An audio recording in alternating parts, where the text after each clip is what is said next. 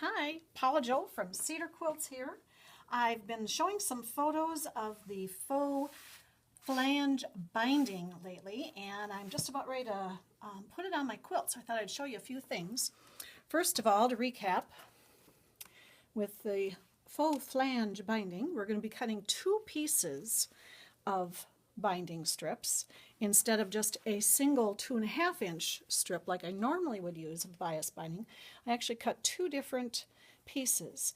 The accent piece is actually the wider piece, and it's cut at 1 3/4.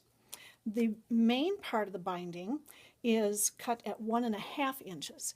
When you put those together, you're going to end up with about 3 1/4 inches, but you lose a 1/2 inch in the seam. So it ends up being about 2 3/4, which is a little wider than I normally use, but you want that little bit of extra to be showing like flange.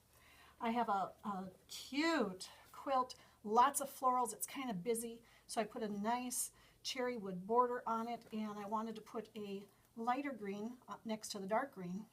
But then I thought, well, maybe that's just a little too boring. The rest of the quilt is nice and busy, and so I want to use a nice little bright flange in there, but it's usually a lot of work to do that. So instead, we're doing this faux flange.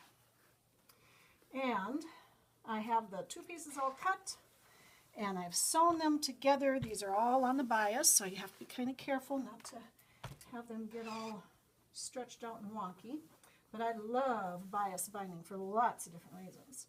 When I have it sitting here, you can see the wider accent piece on the bottom. I have the main binding on the top, and we're just going to flip that back and press it so that the seam is going to be bulky next to the basic binding, the solid color in this case, and the accent, when it gets all folded in half and we press it, the accent is going to be just a little bit longer, and it's only going to be that fold of fabric.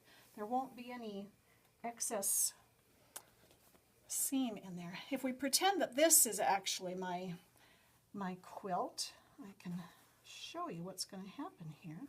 When we sew this on from the back, and we'll be bringing it around to the front, what ends up happening is that we have just this cute little bit of accent color between the dark green and the light green, and it's really going to be cute.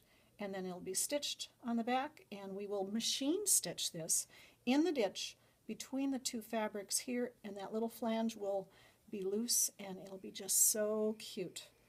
So thanks for stopping by for Quick Tip Tuesday, and we'll talk to you later. Toodaloo!